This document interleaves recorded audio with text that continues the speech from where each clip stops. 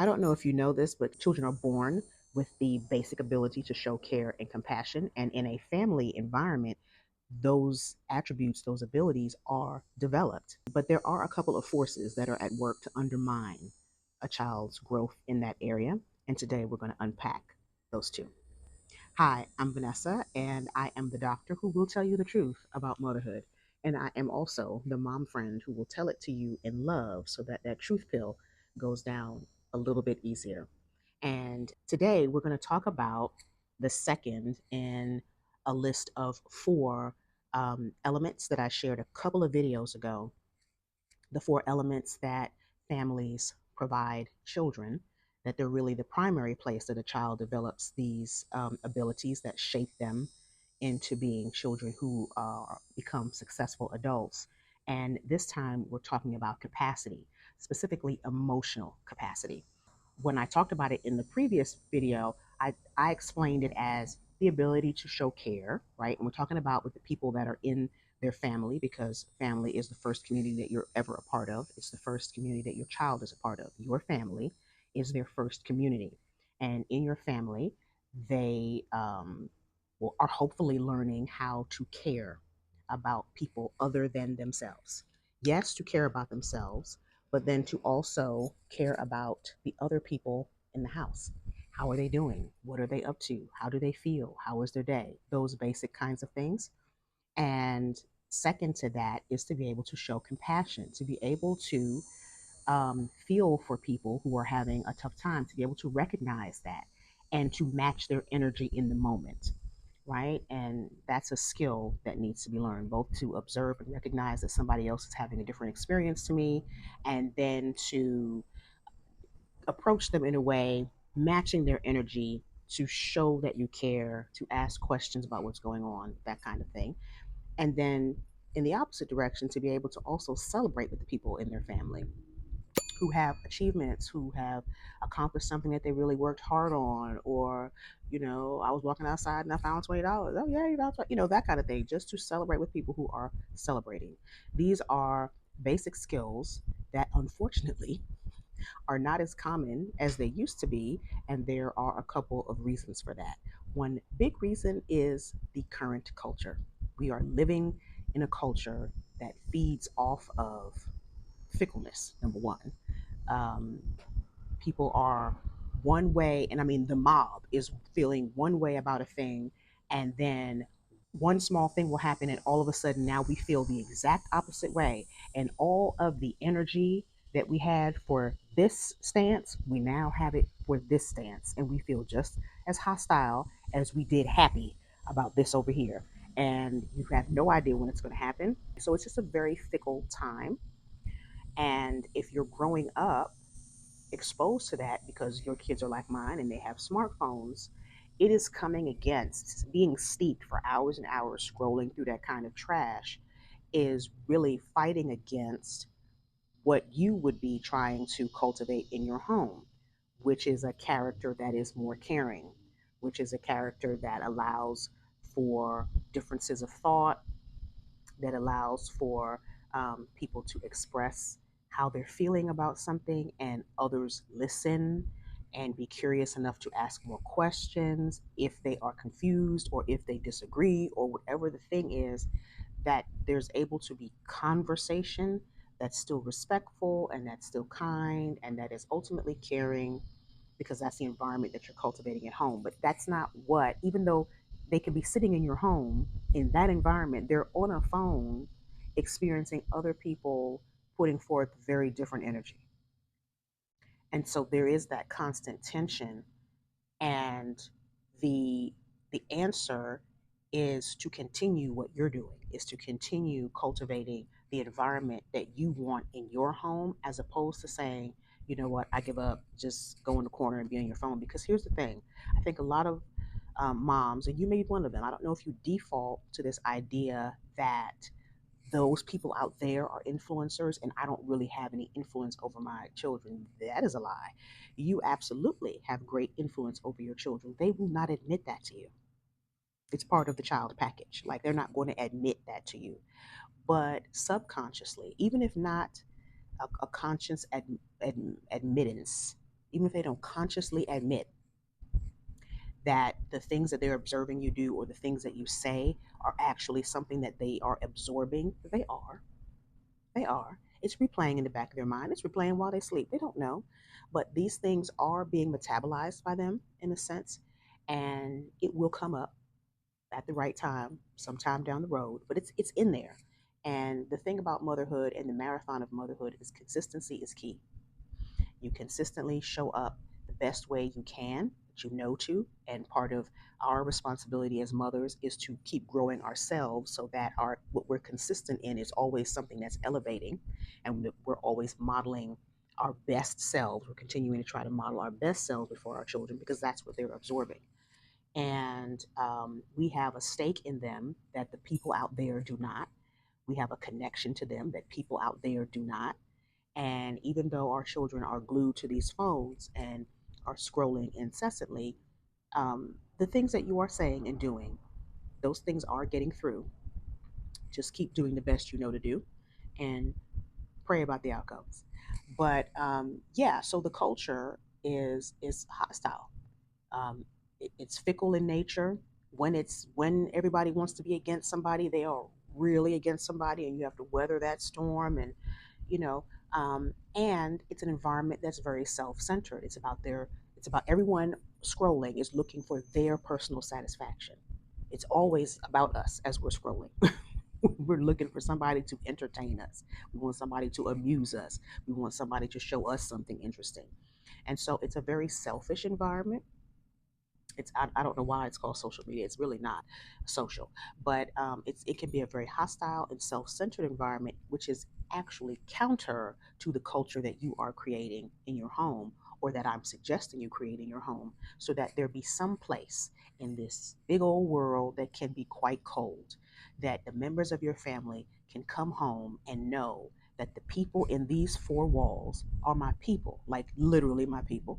And then my people in the sense that I can come home, I can be my complete self with them, I can share how I'm actually feeling at this moment, and they make room for it. They will ask me more questions if I'm up for the questions, but they care enough to be interested in what's going on with me. And everybody needs a corner of the world where that is the case. And there's no better place than home. And so, yeah, that's a big force that factors in to trying to undermine your development of your child to be a caring, compassionate, and someone able to celebrate with others. But here's the other one. Here's the other one. It's also your competence. It's also their dad's competence in this same area. Your capacity, how much bandwidth you have to care about what's going on with the people in your own home. Because listen, you are in the same culture, you have the same smartphone. So you are also scrolling and you are also being exposed to this constant messaging of what about me? What about me? Who's going to entertain me? How am I comparing to other people? Just a whole, how do I feel about this? What do I have to say about it? How can I put in my 2 cents? And how can I straighten them out? It's just you're also part of that hostile environment. And so you have to be mindful of your own exposure and how that's contributing to you even having less capacity for the people in your home. But then you got to take it all the way back, because I'm always talking about, your life is a continuum from childhood to this day. It's not compartmentalized. And so you have to be thinking about, okay, was I even raised that way? To be caring, to be compassionate, to be considerate, to even celebrate with other people.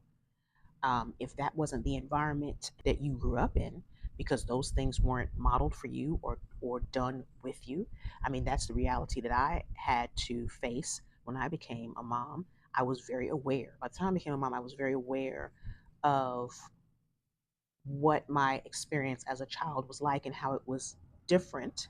Part of how I realized was because of TV sitcoms. Part of it was because of observing other people and their parents. But I was very aware that, there's a difference between a mom who makes sure that their child has food to eat, that they have enough clothes for school that week, that are clean, that they have shoes, you know, that they have their backpacks, their supplies, that they're doing their homework. There's the dutiful aspect of being a mother, but that's only part of it. Then there's also being aware of what's going on inside of your child and investing on what's going on inside of your child and spending time talking with them and spending time talking about your life and your experience as a child and trying to relate to them and making room for them to share their day and share their experiences. So I grew up with a mom who made sure I had the things that I needed to have, the practical, tangible things, but she couldn't tell you anything about stories of me and my friends growing up. She couldn't tell you anything about any boy that I liked and how the relationship was. Nothing, because she didn't ask, and I could tell that she didn't care, so I didn't talk to her about it. And so we didn't have relationship beyond her making sure I had things I needed. She didn't know me, and I didn't really know her either. So there was no sense of her caring about me. She made sure I had things I needed, but the care, the compassion, um, the being able to celebrate with me. I didn't tell her about anything I had to celebrate about because she didn't seem to be somebody who cared to celebrate with me. And so I had to be very mindful coming into motherhood. And thankfully, as a child, I say thankfully now, but as a child, I did a lot of taking care of other children in my family. And so I had the practice of, as a child, caring for other children. And I just have had an affinity to helping children. That's why I wanted to be a pediatrician since I was 6 years old. So thank God I had that sort of innately. I had that naturally. I did not get it in terms of nurture. And so I have still, though, have had to be mindful, particularly when it comes to my daughter, that because I didn't have a typical mother in the sense of how women just love complimenting each other and notice a lot of things and comment. I didn't have that. And so that's something I've had to build in. I'm very much my dad's daughter, and so I tend to have, in a lot of ways, a male sensibility about things, which has served me well in some areas. But I've had to notice, things that I don't have a natural affinity for, and build up that muscle, so to speak. And so, yeah, it's easy for me to care and have compassion about children, but I've had to work to have that same sort of energy for adults because there's a reason why I'm a pediatrician. And but adults are, as I have come to find, and now in the work that I do, I'm absolutely mindful of the fact that in a lot of ways, adults are just big kids.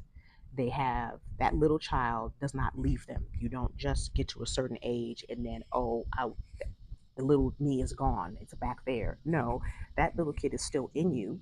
And to the degree that you've made peace with that child about whatever that child has experienced, that child is behind a lot of what you are even doing today. And so it has allowed me to have a compassion and a care for adults that I probably wouldn't have, because I'm able to recognize now that, oh, you know what? Part of what they're doing is what they've always done because they did that as a kid. That's a coping mechanism they developed as a kid, and they're just still doing it now. So I say all of that to say that children stretch you. You can think that you have been humming along and plugging along fine, and that I'm a well adjusted and self aware person until you have children, and you have a child who has a different temperament than you, is wired differently than you, and they require things from you as their mom that you figure out you don't have. And you figure out it's for you to develop it. It's not for you to ship it off and pawn them off to somebody else for them to do it. You are their mother, and you are the woman for the job, as I say every video. And part of marriage, part of parenthood is stretching.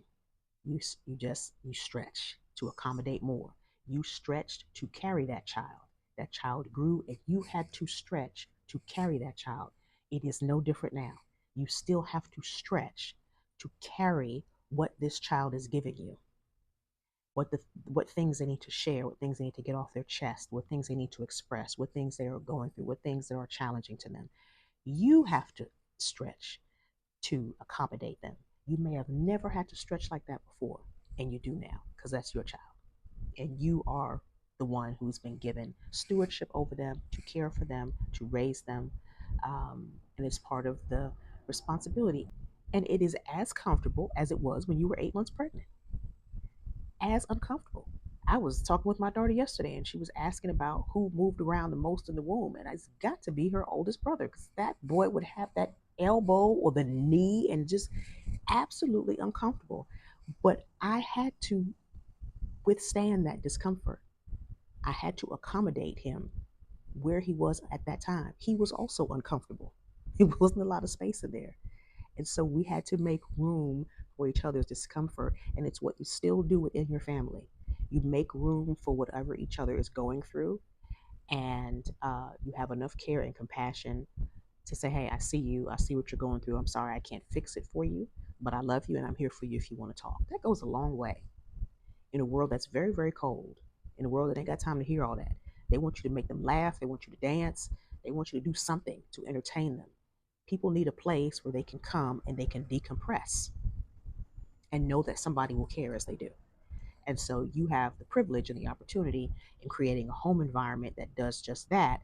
But if that is foreign to you, then there's some stretching that you have to do to make that happen. And you may say, okay, I mean, I feel like I'm self-aware person, or how would I know if I'm not, or how would I know if I'm, um, if the culture has gotten to me and I'm really a self-absorbed person, or if I've always been self-absorbed and now the culture just compounds it. It's a couple easy things you could look at. First of all, you have to decide. You have to have the courage to decide. I really want to see myself. I really want to see the way other people experience me. And even if I am not a fan of what I hear when I ask the question. And it's not that I'm saying go ask somebody how you experience me. It's just a decision that you make. I want to be I want to be more aware. It's something, if you're a Christian, pray it. Pray, Lord, show me where maybe I'm not as caring, where I can improve in my ability to be excited with people who are excited at the time. You know, your girlfriend comes and tells you about her news. Are you genuinely excited, or are you more like thinking to yourself, I mean, why doesn't that happen for me? Right? Does everything come back to you, or are you able to be focused on other people and match their energy where they are for that time, to let them have that space? You give them that space to be feeling how they're feeling in that time, and you match it. So she comes and she has great news, then you come share it. Conversely, do you have great news, and then you come in the room and you see that your friend is is clearly devastated, but do you recognize that? Or do you just come with your news and you're just chatting away and you don't even notice that she's not excited, that she's not saying anything? So you have to want self-awareness. And if it's not something that you have, then you pray for it. Because this is what you have to teach your child. This is how, if they come in the room and they come in and they're screaming and they're laughing and joking, but they've come into a room where someone is crying, then teaching them is, hey, your sister and I are talking. She's crying. She's very upset about something. Just hold on a second. I'll get to you in a minute. I need to find out what's going on with her, because she's sad and we care about why she's sad. So let's find out why she's sad, and then we'll celebrate with you. But that's a life skill, and that's something that has to be taught. And so it has to be something that, if it's not something that you practice yourself in your own life, you can't pour from an empty well. So you can't teach your child to do the same. And so, yeah, how are you at recognizing and celebrating with somebody when they're celebrating? Um, Noticing that somebody is sad and being like, hey, what's going on? I have something I wanted to share with you, but what's going on with you? Let me hear, because you don't look like yourself and you look like you're really sad about something. You want to talk to me about it, and make room for people, as opposed to coming in and it's the me show and I say all the things and then I leave the room and then I'm like, She got attitude. No, she doesn't have an attitude. She was like that when you came in the room. Did you notice? Did you make an adjustment? Did you care enough to ask, oh, wait, what's going on with you? Because you have enough capacity that you can hold your own thing and hers. I'll tell you myself when I'm ready, but let me see what's going on with you. And we need more people in the world who can do that. We have a lot of people, and it's no wonder that we've gotten there because we are spending a lot of time with an inanimate object that makes us feel good on demand. And we want the people around us to make us feel good on demand. And if they're not feeling good, that's their business. Let them get over it and come back to me when you're feeling better because I only want good vibes. Well, not everything is good vibes. Some people have crappy days. And if that person is in your household, you should know about it. And everybody in the house should know about it. And everybody should care enough to ask questions to see how they can help. Now, if that person is like, I don't want to be bothered with you, then that's fine. But at least you have shown them that you care enough to ask. They cannot say, I came home after a horrible day and nobody cared, nobody noticed. And I suffered the people outside, and then I had to suffer the people in my house, and I just want to go to bed because I got to go through it all again tomorrow. It should not be the case. Let your house, your home be a safe haven where people know that they are loved and cared for by the people who live there. Because it's not what's going to happen everywhere that they go. So I just want to reiterate that for you, the power of your family and the power of your role as chief influencing officer in your family. You are of great influence and of great importance. Don't abdicate that to others. Don't leave your children to only be influenced by a world that really does not know them, does not care about them, and that takes more than it gives.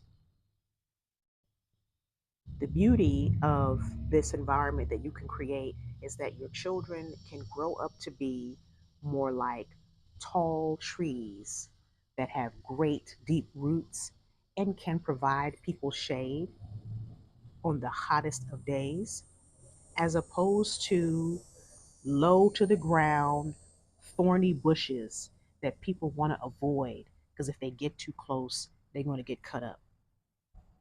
We need some more tall trees. We need some more stately people who have been grown in love, care, and compassion and can offer that to other people. They're not out here trying to solve everybody's problems, but they can at least listen. They can at least give a smile. They can at least give a kind word. They can at least encourage. They can at least remind someone that, it won't be this bad always, right? Things will turn around. They can extend someone grace when they goof up because they know how messy they have been as well and that they have received grace, at least in their home, so that they can give grace to other people. So I encourage you with that. If this video is resonating with you and you would like to hear some more stories and strategies from me on what it's like for me to work out or work through the family dynamics in my own family, then I invite you to join me for Motherhood Unmasked Moments, my weekly newsletter. It's free for you, and the link to it is available in the description box below. I look forward to seeing you there. Let's get back to the video. I would love for you to join me next week as we dive deeper into the third component. If you have any questions about what I've shared today, I'd love for you to drop them into the comments. And until next time, please remember, when it comes to you being the mother of your children, you are the woman for the job. Take care.